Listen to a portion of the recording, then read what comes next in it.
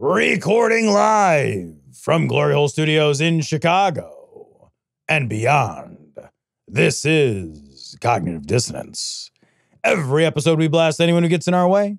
We bring critical thinking, skepticism, and irreverence to any topic that makes the news, makes it big, or makes us mad. It's skeptical, it's political, and there is no welcome mat. Today is Thursday, October the 17th, and Cecil, we are moments, really genuinely moments away from Election Day. Yeah. It's fucking here, man. And we'll be live on Election Day in the evening. Come check us out. We'll be doing election coverage that night on YouTube and on Twitch. We'll be looking at all the sites, 538, New York Times, et cetera, talking. And it appears that we will have a guest that evening. One Heath Enright will also be joining us that evening. Heath Enright of Skeptocrat. Of the Skeptocrat. By the way. Citation needed. And will this be our third general election live stream? I think it's the third general. Yeah, it's the third general. So, because I know we've done midterm. I think this is the third. We've been doing podcasting, my friend, for such a long time that we are on our third general election night live stream. Yeah. Hopefully, this will not be another. It's going to be a nail-biting terror. It's going to be. There's almost no way this is not a night of sheer terror. I've already taken the day off of work. I just hope that at the end of the whole thing, at the end of the evening, we can say definitively there's a winner. That's what I hope. That would be fucking amazing. I think that there is a less than 10% chance we know who the winner is on Election Day. Yeah. And they're going to be extra cautious. They're going to be extra cautious. They have to be. I took the next day off of work because I know I won't be able to concentrate. You won't focus. You won't be able to focus. All day. It's a pointless day. I've taken Election Day and the day after off of work for my day job because there's no way that I'm going to be functional. Yeah, I remember when Trump got elected, I had to go to work the next day and I had meetings, like important meetings, like meetings with my boss and shit. I walked into a lunch meeting and like my boss was there and he's like, "You do not look happy." And I'm like, "I am here to work and be done."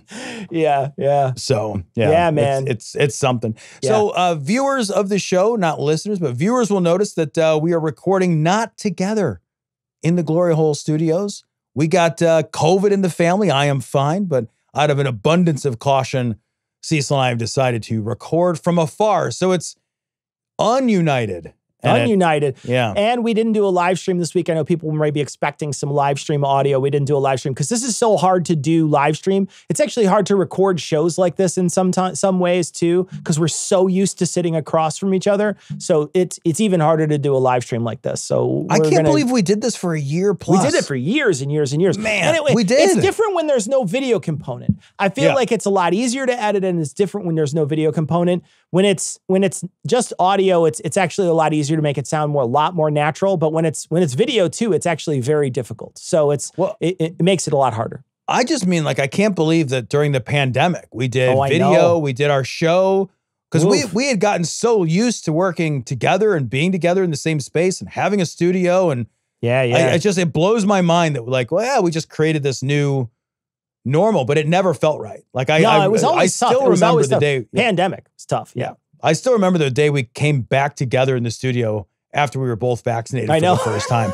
And it was like, I missed you, man. Yeah, I know. It was a long time to not see each other in person. Luckily we were, close enough where we saw each other, not just on the calls here, but then talked on the phones and things like that too. But yeah, man, that is a long time. It was over a year. You took the Greyhound? 3 days and 3 nights, just like Jesus Christ did in the desert with Moses, Adam and Eve. Hallelujah. All right, so speaking of crazy, our first story today comes from Friendly Atheist blog. Megachurch pastor tells congregation to vote like Jesus by supporting Trump. Ah, yes, the famed Democratic voting tendencies of one Jesus of Nazareth.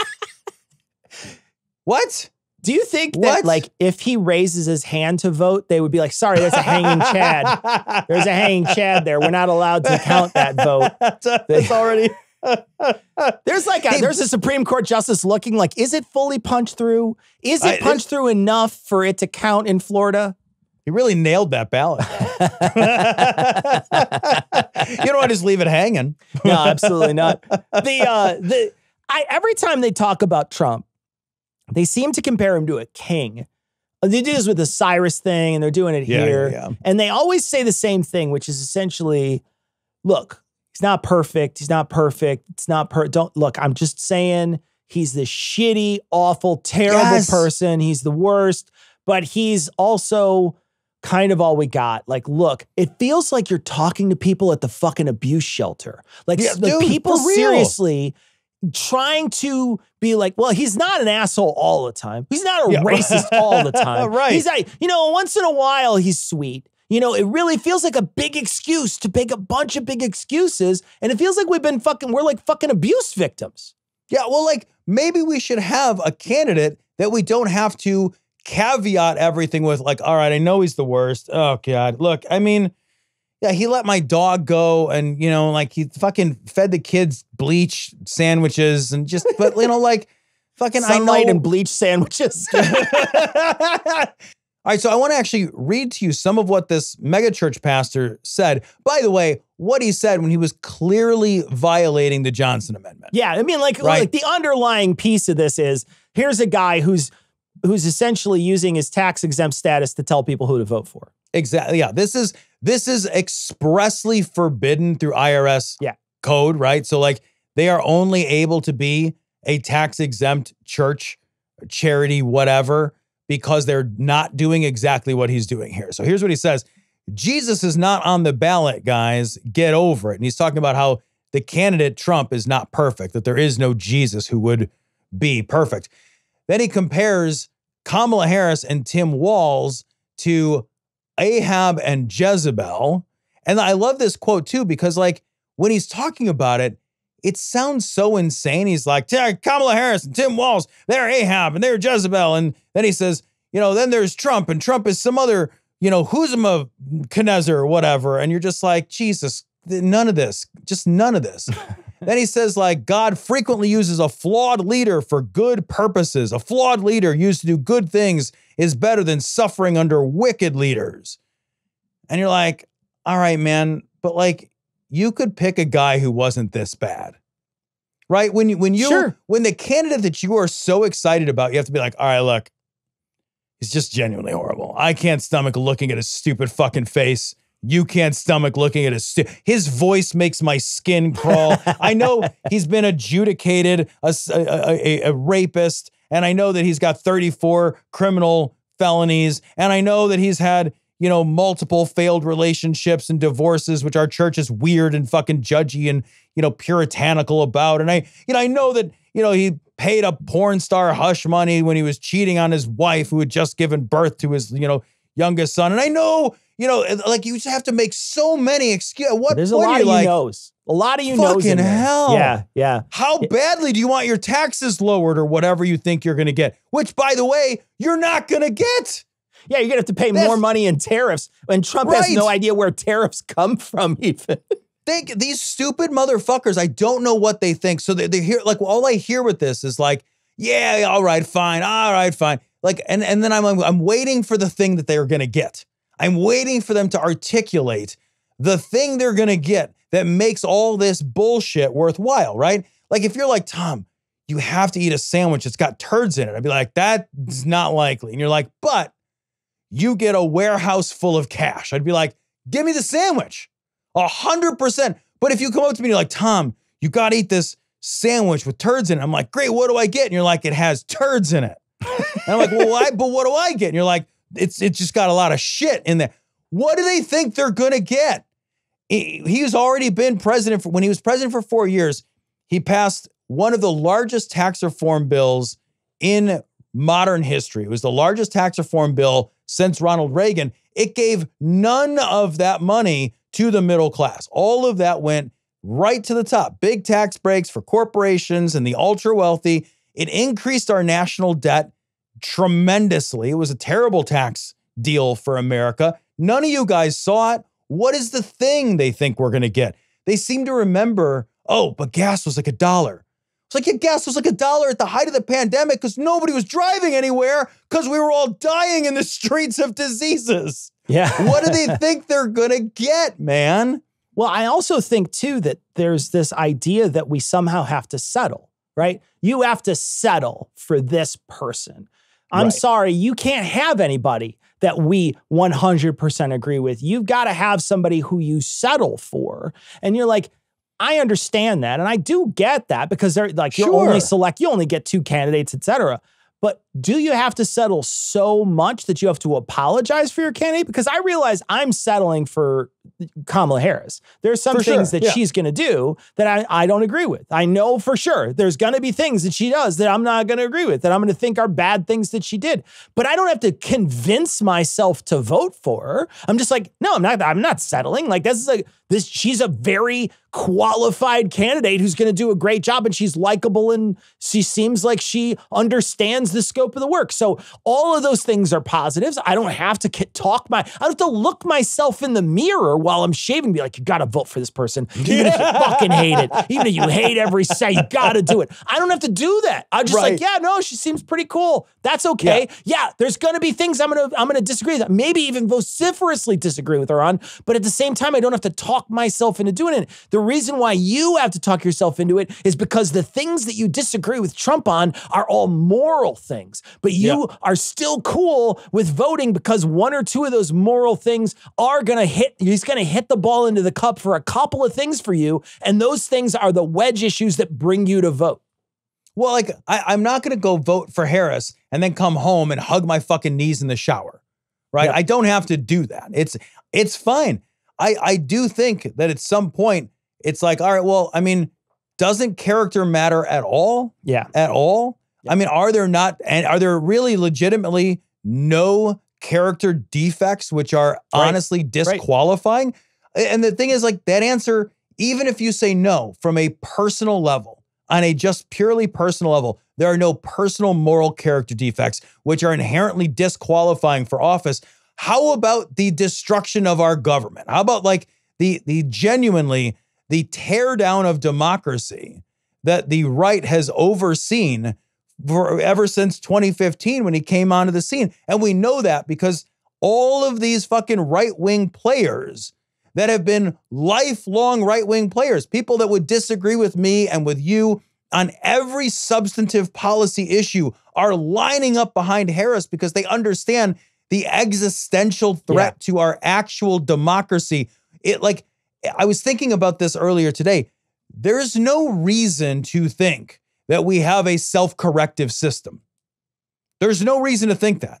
There's no reason to think that we have a system that, if it falls and slides into authoritarianism, will necessarily correct itself. Yeah.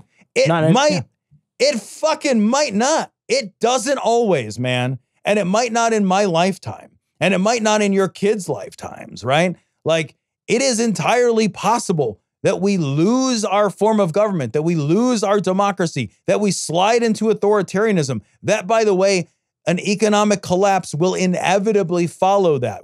Our credit rating across the world will collapse. The dollar will cease to be the trading currency. Like, it will cause international global chaos if that happens. And there's no guarantee we get it back. Everybody seems to operate on this assumption, which is not true, that there's some self-corrective mechanism. But if you break the mechanisms, if you damage the mechanisms, and the mechanisms are things like the free press, voting, the power of the Fourth Estate and the free press, voting, disenfranchising people, destroying our faith in the actual system by which we choose governance. If we break these things down, if we damage the people at the very ground level who pull the levers and certify the votes and do the actual nitty-gritty day-to-day elbows in work that create democracy, that allow democracy to actually occur, if we break that, there's literally no reason to think we get it back. Yeah. We could break it and then it's broken. And then that's it. Now it's broken. And we don't get to play again. So all these guys that want to like fucking roll the Constitution into a fucking phallus and stick it down their fucking throat and swallow, like, there's not going to be anything left of that thing It won't matter. That's parchment. That's nothing. Yeah. Those are ideas. If we don't follow through on them, we can break the whole fucking thing, man. What the fuck are you talking about? I don't know. Here's a story that's exactly what we were talking about. Huffington Post, Trump called Harris railed against the Jews supporting her. I don't know, man. What am I supposed to say? What am I supposed to say? He's using a fucking slur. He's using the R slur. My kids don't use that word. They understand that that is a disgusting slur of a word. Yeah. And then like anti-Semitism. What's left? But I think that, you know, this is one of those things that you hear. It's reported that he said this to a group, right? So he's in a small group. These are high-paying people that he's talking to. So you hear that that's where it was said. He's saying this to a small group. What do you think this person says in private, right? You can tell how people act and what they believe and what they value by what they say. So you can find out about people this way. If he's willing to say, first off, he's been saying more and more increasingly terrible shit while he's on the campaign trail. He's been saying more and more demeaning things about Kamala Harris, been saying more and more demeaning things about immigrants. He's been saying more and more demeaning things and dangerous things about what he calls the radical left. So this is a man who has been saying the quiet part out loud, out in the open. Well, what does he say in private? What is he saying in private to these people? And these are things that he believes. These are the things that he believes, man. You can't pull this away. You can't like the previous story be like, oh, you know, sometimes you just have to deal with somebody who's really violent and really wants to see a bunch of people, you know, taken off the streets and dealt with by the military. Sometimes that's just something you have to deal with. We are painting ourselves into a terrible corner if we elect this person who has clearly, at this point, he has no one around him that is an adult that is grabbing him by his ear and saying, you need to fucking stop talking like that. You need to stop. There's nobody around him anymore. There's no adults in the room. Not one. No, man. No one is there to wrangle him. His PR person is the most toxic, shitty person you've ever. Every single statement I see from that person, I think, what a horrible, shitty person they are. So who is this PR person now? It's Stephen Chung, his name is. I don't know who he is personally, but everything I've read, I thought, what a disgusting person you are. So genuinely, he doesn't have anybody around him who's even wrangling him at this point. And how important is that? That's incredibly important. What people, I think, also seem to be forgetting is that from 2016 forward, right? Trump had a lot of people who were holding him back. They're all gone, man. They're all gone. And the actual written down and everything point of Project 2025 is to make sure they're gone and stay gone. Yeah. To make sure that the wheels of his tyranny are as greased as humanly possible. Yep. There is no more General Mark Milley's, you know, like those guys, all those guys, the cabinet, the 40 of 44 people that worked closely with the Trump administration from his last presidency have come out and said, don't let it happen again. You cannot let that happen again. 40 out of 44 have come out and been like, that was terrifying. When you get off the fucking ride and you're like, I would never go back on that ride. Never. I know I helped build and design the ride. I know I fucking went outside and spun the fucking sign outside and said, come ride my ride. Yeah, right. And it says Tom's ride out front. I dress like the Statue of Liberty for some reason. I don't even know why. Yeah. But now that I've ridden it, I am saying out loud and everything, oh my God, that's the most dangerous thing we've ever built. That's what these guys have said. Get these things to Action Park right now. Get it to Action. Just pack it up and move it to Action Park because that's where it belongs. Like I feel like we have to listen to the people who were there. Yeah.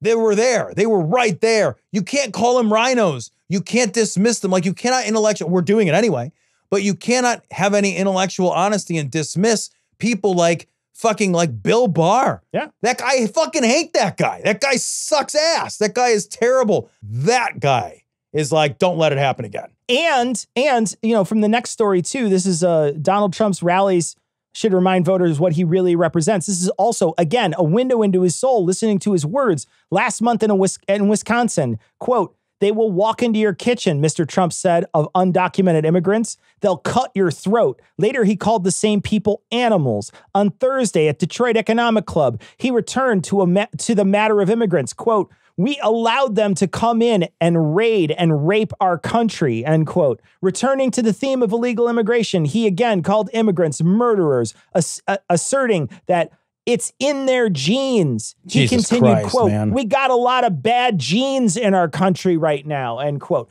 Look, man, I realize there's a lot of people out there, ton of people out there who watch something like this and they're Trump supporters or they're quasi-Trump supporters or they're one of those fucking rare unicorns that pretends they're undecided, whatever. And they always seem to comment the same thing. They're like, oh, you got Trump derangement syndrome. Motherfucker, here's the thing. This is a guy who's calling undocumented immigrants. He's saying they're fucking raiding our land. They're cutting people's throats. They're rapists. They have bad genes. They deserve to be thrown out of the country. This is a man who's literally saying hate speech out loud. So I should be as fucking I should be attacking him every second that I can because he is a horrible, terrible person and he's asking for the most important job in our country. Yeah, like dude, how is it that the bad genes comment is allowed? I feel like none of this in any saner times would be allowed to continue. But when you suggest that an entire group of people have bad genes, that is the essence of racism. It is. There is nothing actually more racist that you can say. Eugenics. You're saying it is built into the very DNA of who they are, that they are inferior, that they are bad, that they are violent. That's the sentence. That's what we're saying. It's not like, he's not saying like, oh, sometimes people come from, difficult backgrounds and that leads to poverty, which leads to, cycles of violence and crime. No, we're saying it's built into them as people. That's what he's saying when he said they have bad genes. They are inherently flawed and less than people. That kind of language, we wouldn't have let this fly, man. No. Prior to 2015, this would have been the kind of unbelievably disqualifying language that we would have said, holy shit, stop the press. Every story would have been only about this. Yeah. Only about this. Yeah. And then they would have taken fucking Marco Rubio out of the drawer or whatever and replaced him with Trump. Yes. And they've been like, no, man, we're going to take fucking whatever Republican we can find is going to replace him on the ballot. And that's the thing, right? Because the thing that isn't happening now that would have happened in saner times is that people, no matter what party you were on, no matter how desperately you wanted to fight about this wedge issue or that tax policy or this international diplomacy problem, whatever it was, even if you were on the right, at some point there was a bridge too far. There was always a bridge too far, even for your guy. Where we're at right now is there's no bridge too far. Nowhere. There's literally nothing. There's nothing that he can say that the Republicans will say, all right, that's enough. That's disqualifying. And he proved that on January 6th. Yeah, absolutely. And on January 6th, the Republicans for 7 seconds actually grew a pair of balls and they stood up and they denounced him. And they denounced him because they thought, that's the end of this guy. That'll be it. Because all sane intelligence about the world, every history that we ever had said, there's no way he politically recovers from this. But he did. He did. And now every one of those motherfuckers that has not quit or been fired has backed him again. Yep. Because the lesson that they have learned is that we can't turn on him. He's allowed to do and say whatever he wants. Nothing can be disqualifying. And the Republicans will never chastise their own guy. No, sweetie, you were the queen, bitch diva. All right, so this story comes from the Washington Post, but also, I don't know, fucking everywhere. Trump sways and bops to 39 minutes of music at bizarre town hall. He did like 20 or 30 minutes of question and answer at a town hall, a very like staged town hall where everybody was giving him softballs. And then there was a couple of like medical emergencies in the crowd. And then for the balance of the time, for 40 minutes, he just played his fucking Spotify playlist or whatever, Cecil. Yeah. Mm-hmm. He stood in front of everybody with Kristi Noem, and they were doing the YMCA together. They were standing up there clapping. They were swaying to the music when certain songs would come on. And there was just a bunch of people who stayed in the crowd. And this is such an interesting thing that happened because I guarantee, first off, if Biden were to do this, this would be played as, oh my gosh, this person is having a breakdown, right? And I feel like what happens with Trump is, I think we're all a little guilty of this. I think we all try to sane wash him in some way as a pattern recognition feature as a human, right? We see something that he did that is so different from anything any other candidate's ever done in the history. And we immediately have to try to figure out why he did it, right? Yeah, There's never a moment in anything that Kamala Harris has done thus far that I have to explain to someone, right? She's gone to places, she's had conversations, she's, debated people, she's had good and bad answers on things, whatever. I shouldn't have to sit down with you and say, you know what? I just got to explain this to you. Here's the thing. A couple of people had medical emergencies. And so now I've got to try to explain why they decided to stop doing this and why he stood in front of the crowd. I can't explain why they did it. I think I can maybe try to get there, but this isn't a unique thing. He's done crazy shit before. And we just all have to try to explain it away as if, we got to explain away all this nutty, crazy shit that he's done. This in particular, the explanations that I've been reading are that there was a heat emergency, a couple of heat emergencies in the crowd. So people they got overheated and they fainted, they passed out. And he saw very specifically Tim Walz stop the crowd. When he saw Tim Walz stop the crowd and get a lot of kudos for that, that's his thing. He'll stop and be like, no, we got to stop. He makes a big deal out of it, right? He makes a big sort of shouting deal about it. And then, which he never used to do before. Remember when he'd be like, get that fucking baby out of here, right? Yeah, exactly. Or, beat those people up on the way out. Right. But now he's all about it now because he saw that somebody else do this thing and he thinks I can use that to my advantage if it happens again. So, because that's how he thinks. So he sees this happen. He stops the show. Happens again. He stops the show. Now, what should happen in this situation is somebody stops and says, look, show's over, guys. It's too hot in here. We're just going to end the show. Sorry, everybody, but it's just too hot. We're going to play a couple songs. You can show yourself out. But nobody said that. What they did was they said, he started to answer a question. Then he said, hey, come on, let's just listen to music. Nobody left the hot venue. And they in fact created more warmth by moving around.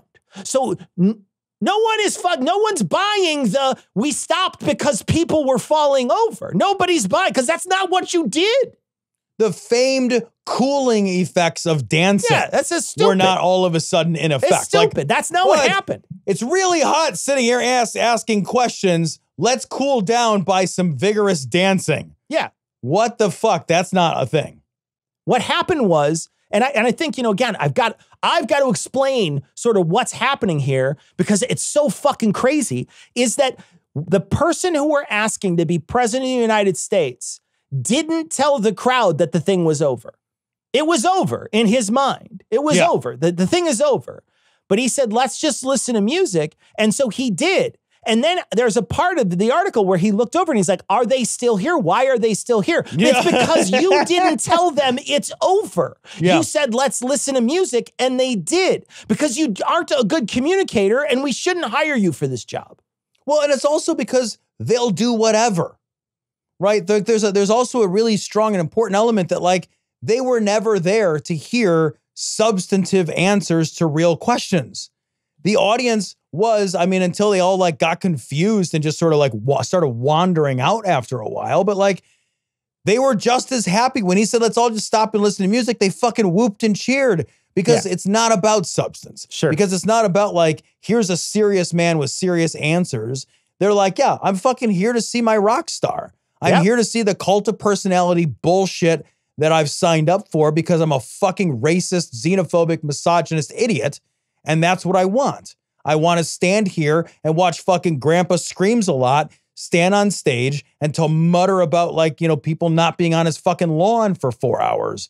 And then when that gets too hot, he'll just play YMCA at me until I eventually get bored and wander off like a fucking puppy or something. Yeah. The thing with Trump is there's been this excess of erratic batshit nuttery that has become so overwhelming that there's kind of no way left for us, nothing left for us intellectually to do with this sort of dearth of information that we get. It's like being constantly thrown into a fucking museum of modern art, blindfolded, spun around in the dark, and then have to look at every exhibit with a fucking strobe light.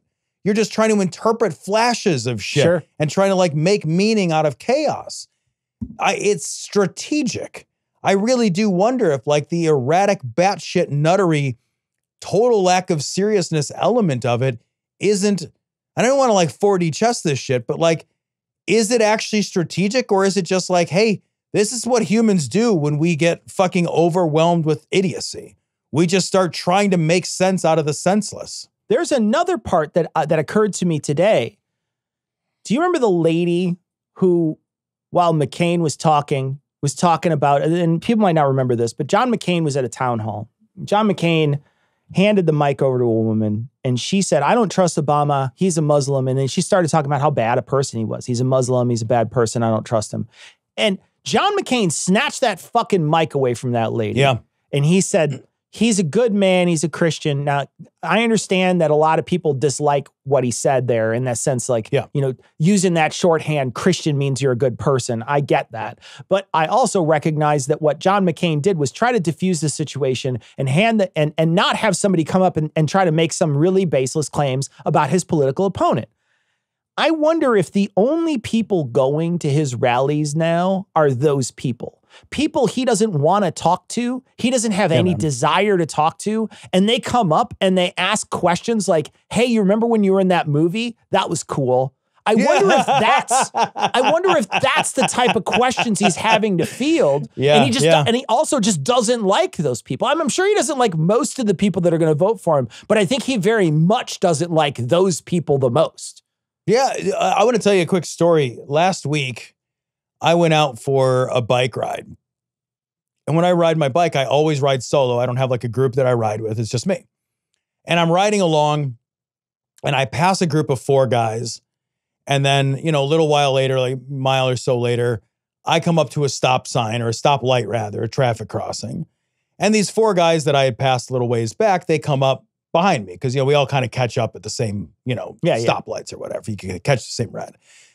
And then we start riding, and these guys start talking, and they're, you know, avid cyclists. And so that we start getting into this conversation. I did the whole rest of my ride with these 4 gentlemen, and they were all of them very nice people, except at one point I'm riding side by side with this guy, and he is a hardcore Trump guy. And Cecil, I live a charmed life. In my work life, nobody talks about politics. In my family, I don't have any extended family. So like, I don't have Trumpers in my life. So I'm riding my bike and I'm, you know, just kind of making conversation. We're talking about cycling and, you know, all that kind of bullshit.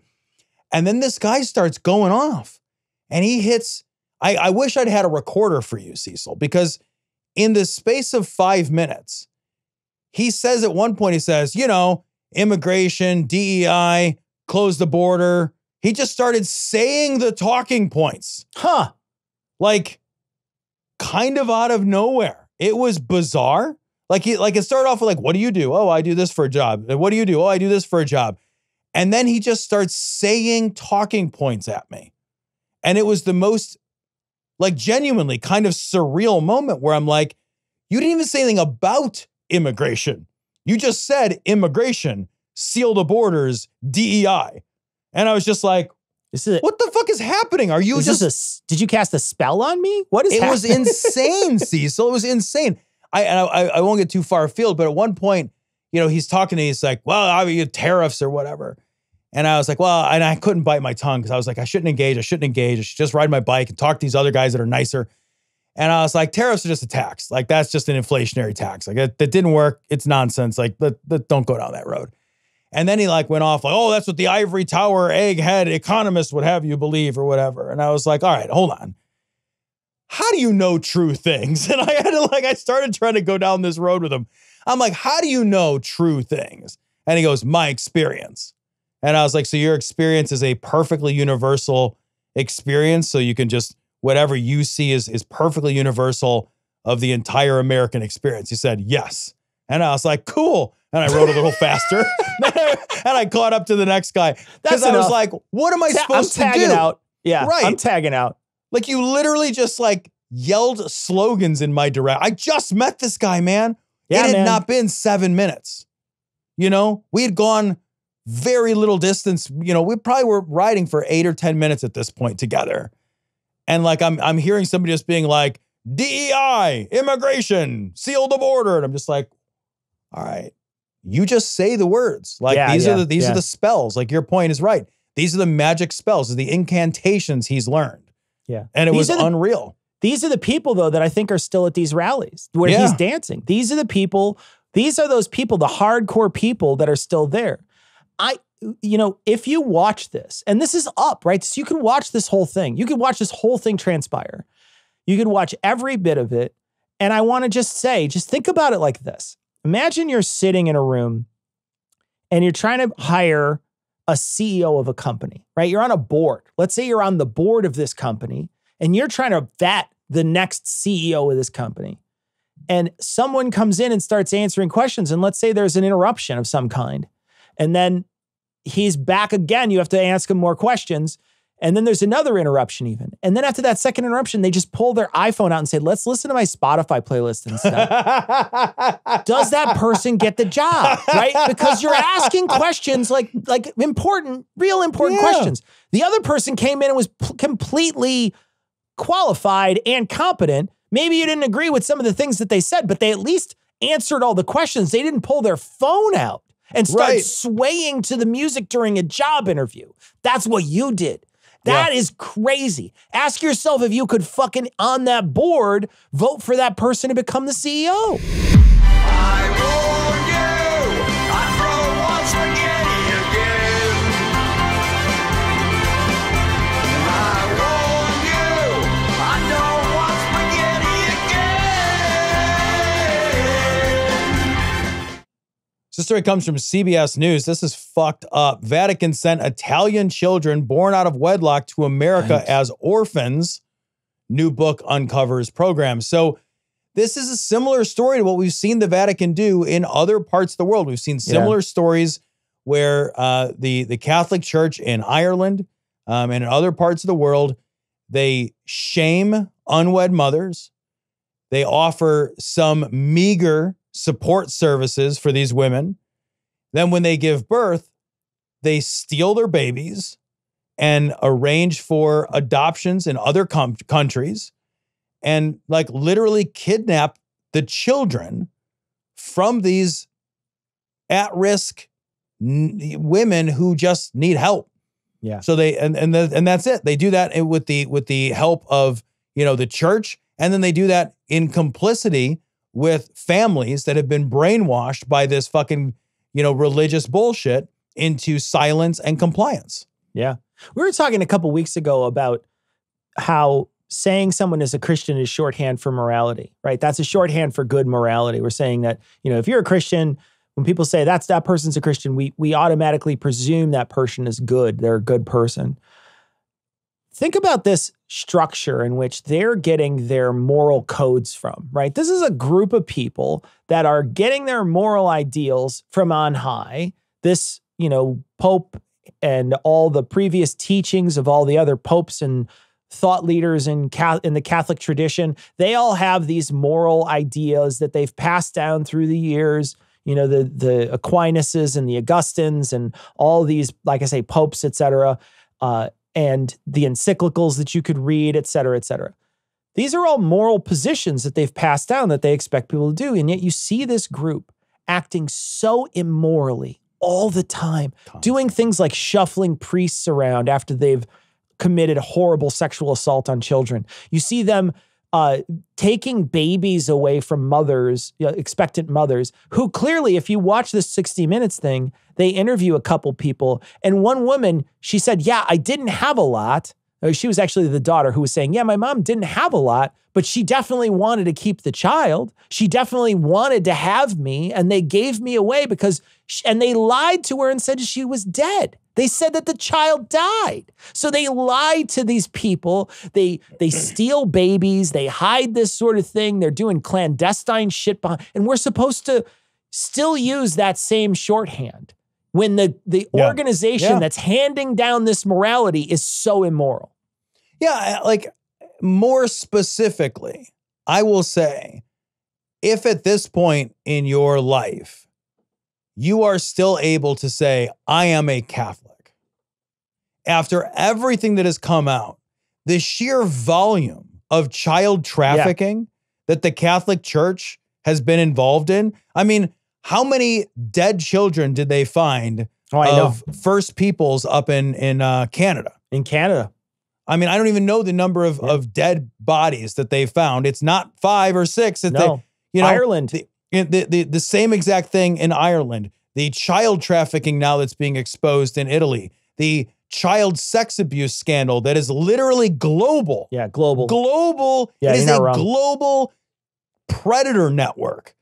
How anybody can support the Catholic Church as anything other than, and I don't even like say like as a moral, like it is just a genuinely evil organization.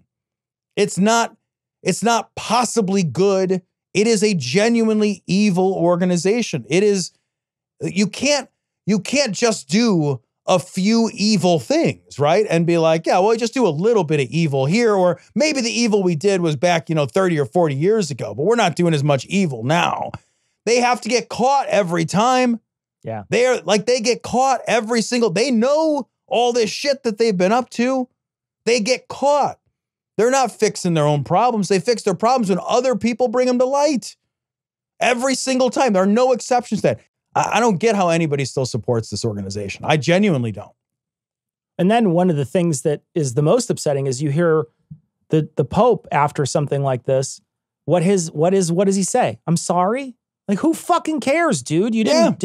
Are these people going to get any compensation for you stealing their children and displacing their children for decades? Are they going to get anything from this? You changed the life of all these children and parents. Every single one of their life trajectory changed, sometimes very drastically, right? Changed in huge ways. And some of these people had to go searching and find their birth child over here because they were essentially shipped over to other countries.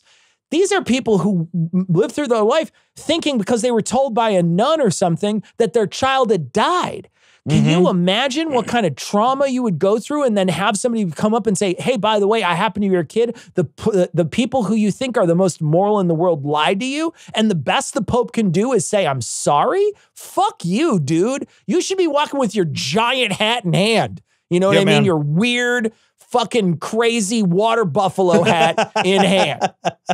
Yeah, and that actually dovetails, Cecil, with a story that I read this week, that the Los Angeles Archdiocese of the Catholic Church is paying $880 million. $880 million to settle child sexual abuse lawsuits. $880 million. The total that they're spending to settle those lawsuits just in LA County's archdiocese is $1.5 billion. The church has it. The church has the money, man. Yeah. They need to fucking have a fire sale tomorrow. They should sell literally every single thing. There's no amount of money that could possibly be gifted or given in recompense to somebody who was, viciously sexually assaulted as a child, or who had their child literally kidnapped from them by the church and sold into some kind of child trafficking bullshit overseas. How much money is that worth? If you said to me, Tom, I'll give you $1 million if I can kidnap your child and send them over, I'd be like, fuck you, $1 billion. Fuck you. There's no amount of money. You can't ever make it right. You can never be made right. Okay, now we're talking. $10 billion, now we're talking. Which kid? No.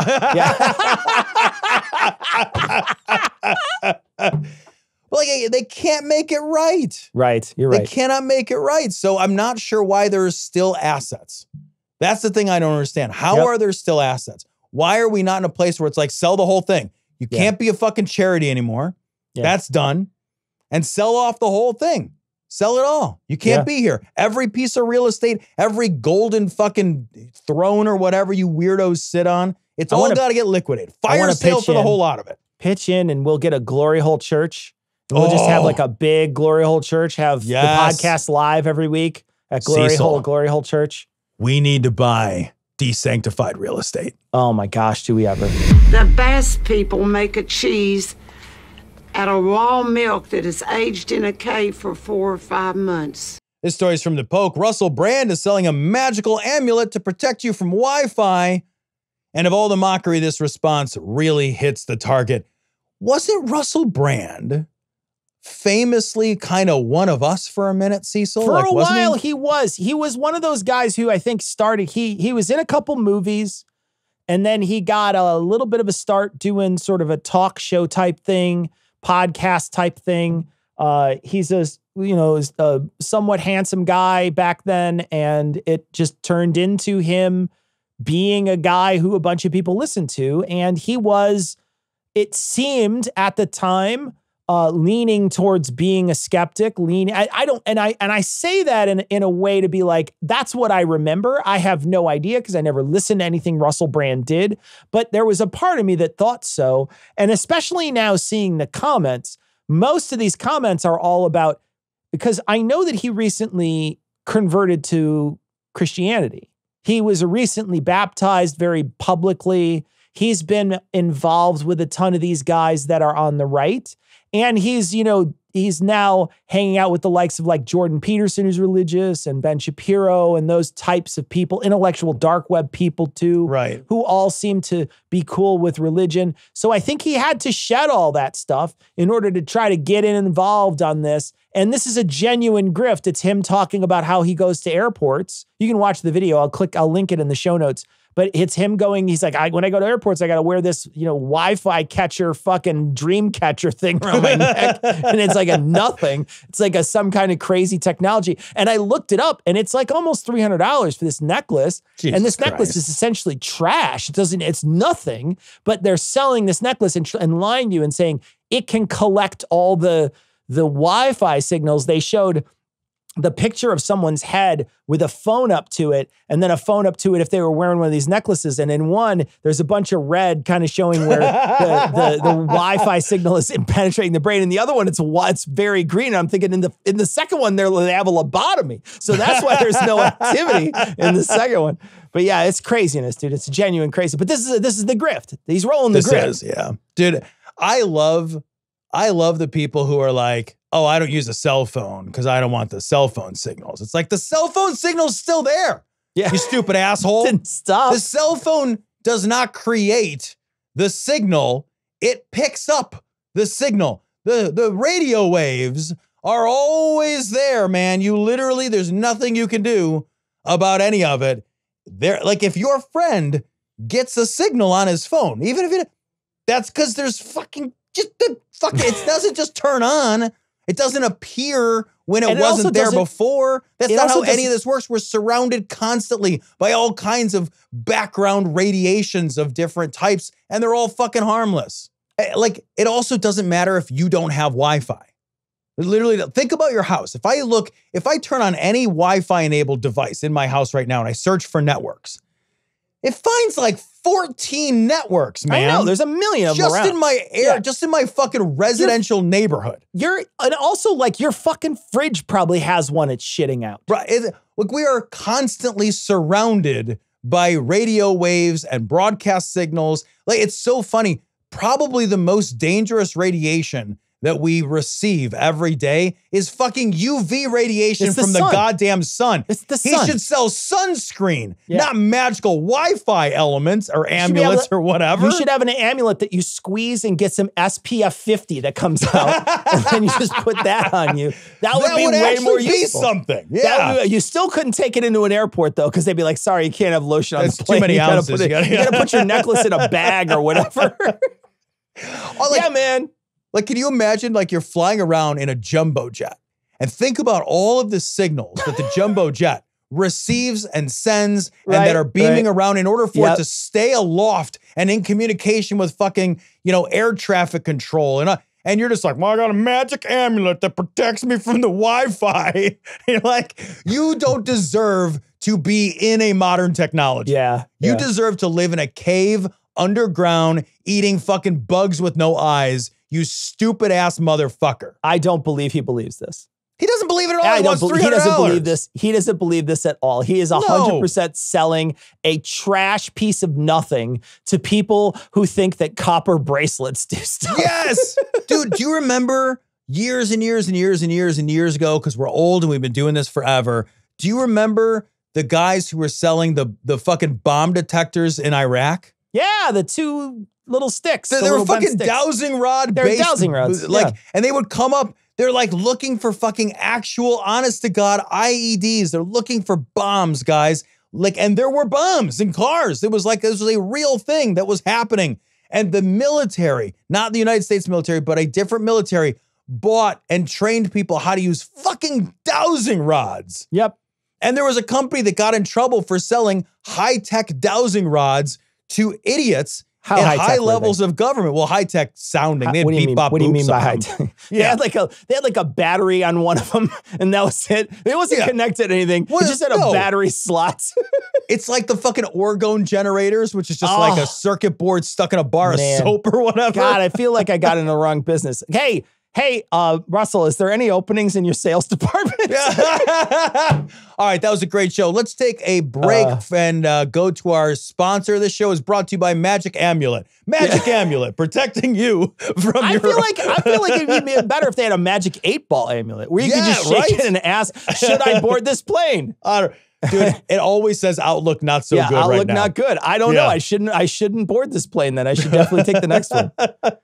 Yeah, man, this fucking guy has, but this is something you can see coming from a mile away, and a ton of people called this. They also called this for that guy who he was on Thomas Smith's show a few times, and they argued with him, and I can't remember the guy's name. He was like quasi part of the atheist group, and he hung out with that Bogosian guy for a little while, and they did a Sokol hoax paper, and I can't remember the guy's name, but he was one of these fellas. Is it James Lindsay? James Lindsay, he's the guy with the fucking Is he the guy with the swords and the hatchets and stuff? Yeah, the sword kata guy. He does all the dumbass kata shit. That dude was, he was, at a certain point, he got a job working for people who were part of a religious organization. And everybody called it well in advance. They're like, he's going to change. He's going to change who he is. He's not going to be talking about the same sort of stuff he was talking about before. And you could see it coming from a mile away, and he did. He just changed who he was. Because that's where the money was. And he was like, I don't have any real morals. I don't have anything I really think about or care about. What I care about is getting paid. And that's what Russell Brand, he didn't care about. I'll tell you what, man, he didn't care when he was talking about anything else before. Like he didn't care about the other stuff either. What he did was he now is working on a grift, and that's what he cares about is the product from the grift. Yeah, this is like one of those lessons where it's like, be careful about the people who are telling you back to yourself. Yeah, man. Yeah. When somebody speaks your name back to you, that's somebody you probably should not trust. That's somebody to be a little nervous about. We should disagree about things. Yeah, man. You should never have a hero that you're like, that guy seems to have all my same thoughts. That's because he's selling it to you, man. Yeah. He's selling you back to your dumb self. Don't let that shit happen. Well, and there's been so many times you and I have gotten emails from people who have said, I want you to say exactly this, or I'm never listening to your show again. And then we just don't respond to them. I just never respond to those people. I'm like, yeah, man, like, listen to my show, don't listen to my show. Those are things that you can choose to do. But I'm not going to spend my time trying to make sure that I'm 100% an echo chamber for you. That's not my job. I'm going to tell you what I think, and I'm going to mean it, and I'm going to be sincere. And I'm going to be sincere because the money's not great. I'm going to tell you that right away. So I'm going to be sincere about it. Yeah. And I'm going to tell you what I really think, and I'm going to tell you my real moral positions. And then you're either going to agree or disagree. And if you disagree and that hurts your feelings enough to leave, then that's okay too. Yeah. That's all right. You've got to go somewhere else. If you can't live in a place where you don't surround yourself with your own thoughts, and the way in which you think has to be reinforced all the time, I don't know what to tell you. I'm not going to do that for you. I'm not that for you. I'm not going to be a person who's going to, like you say, repeat you back to you. I won't do that. I'm going to tell you what I genuinely feel and genuinely think. And then at the end, if you agree with me and you like what I have to say and you like the research that I did, great. Give me $1. every show Yeah, if you can. right. That'd be awesome. But if not, I don't care. I don't care that you came here and demanded an ultimatum from me and said, you need to say these words or I won't listen anymore. Because I'll tell you what, don't hold your breath. Yep. Yeah. I'm never saying things that I don't believe in. Look, you and I have been friends for this. We're coming up on 30 years. Yeah. You and I have almost 30 years at this point of very close friendship. Yes. And we still disagree about stuff. Yes.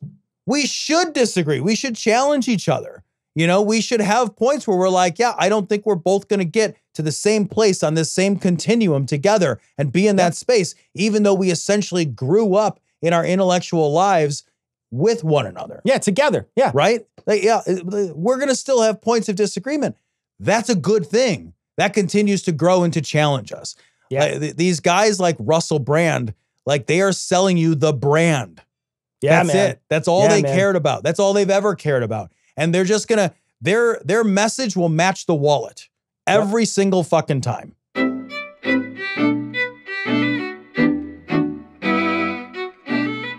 All right, that's going to wrap it up for this week's show. You can catch, if you're a patron, you can catch this week's upcoming Thursday show is going to be, I think it's this week or it's next week. I'm not sure exactly when it's going to release, but the patrons will get a Thursday show before the end of the month, I promise.